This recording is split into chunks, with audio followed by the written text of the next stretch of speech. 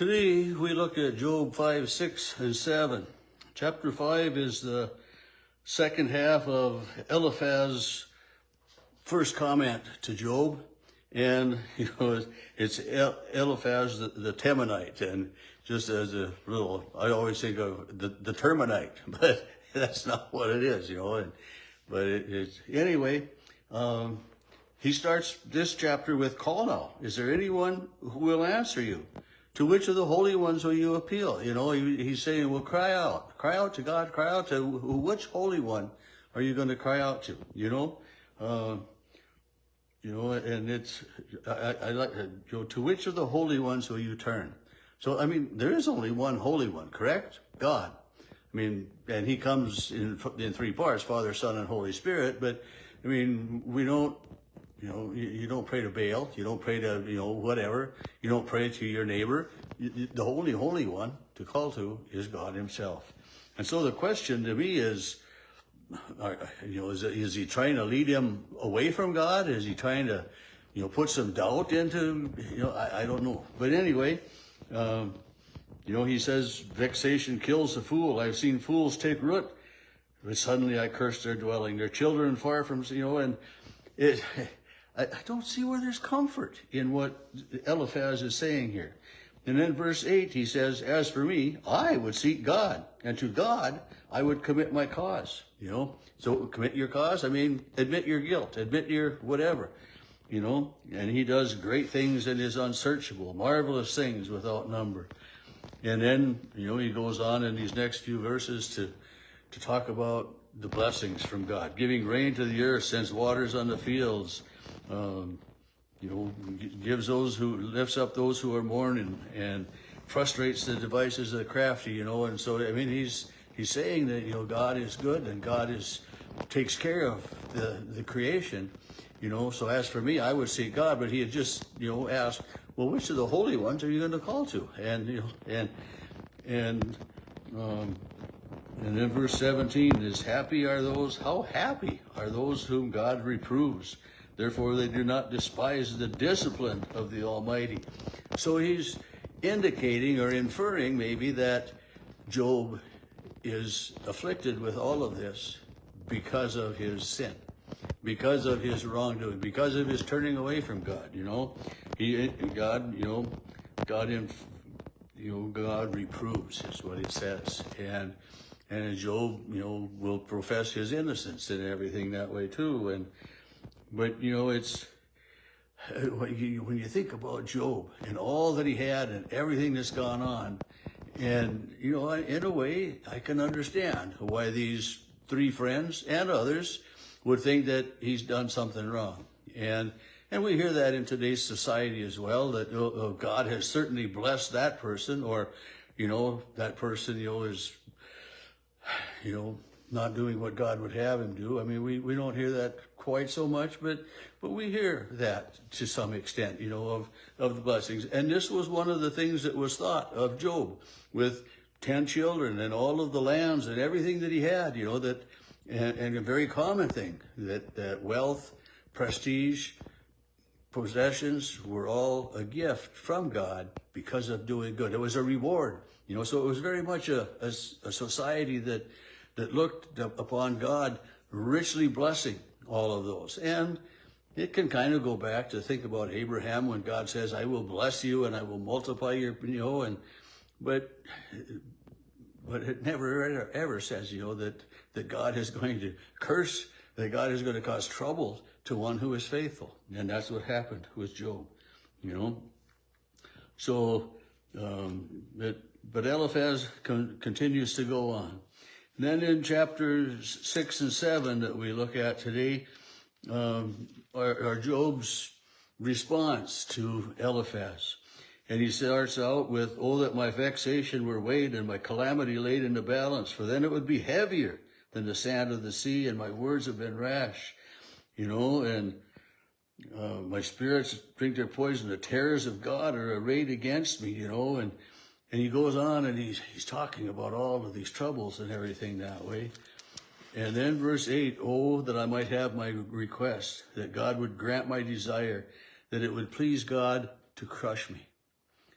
and he would let loose his hand and cut me off, you know. And hasn't he already been crushed? I mean, by all of what has happened. And then, you know, but in so many ways, you know, he said, I would not even exult in unrelenting pain, for I have not denied the words of the Holy One.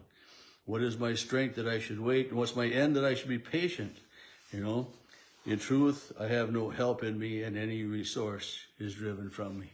You know, again, despair, but yet I'm not guilty. And those who would withhold kindness from a friend forsake the fear of the Almighty. My companions are treacherous and like a torrent, but, you know, so he's kind of telling them a little bit that, you know, your words aren't helpful.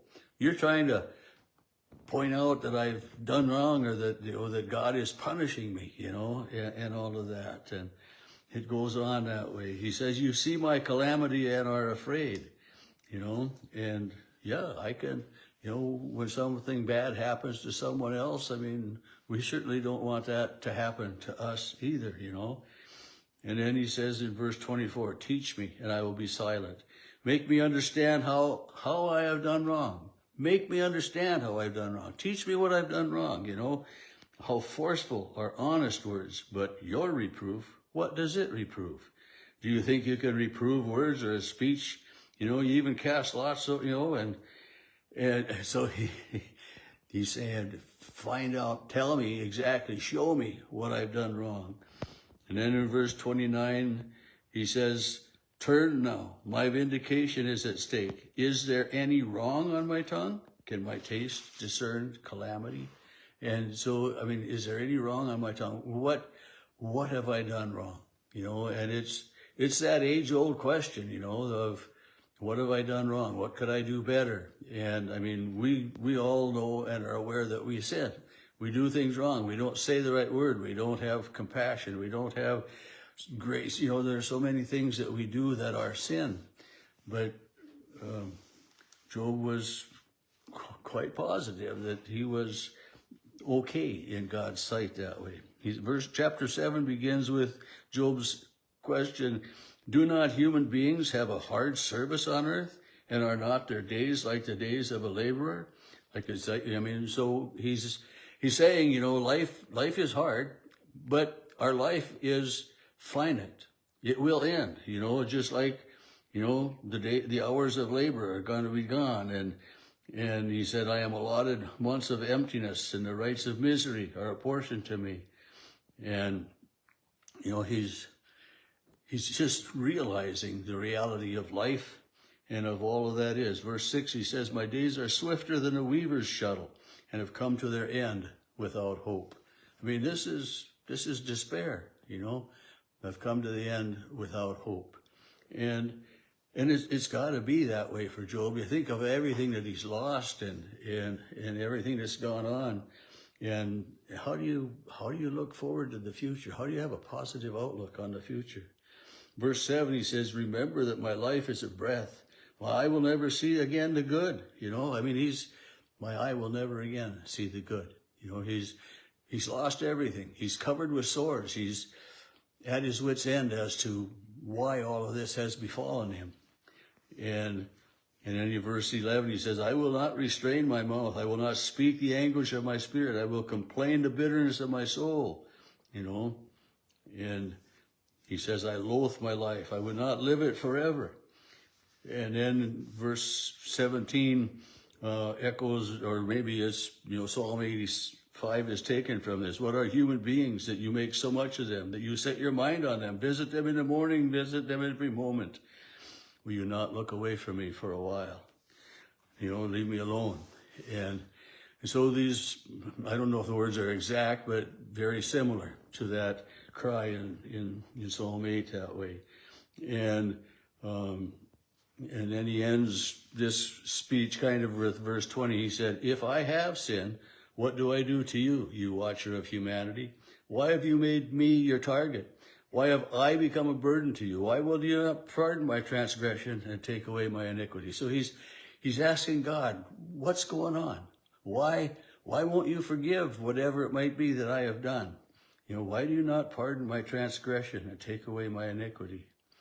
You know, And so the depth of despair is there. And Job is a hard book in so many ways to read and to think about.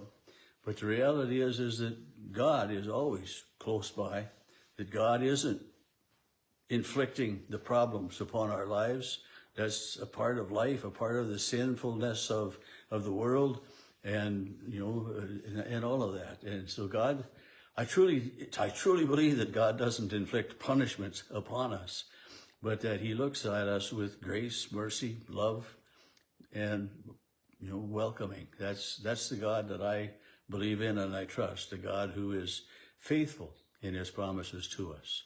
So tomorrow morning, again, don't know for sure what time I'll be on.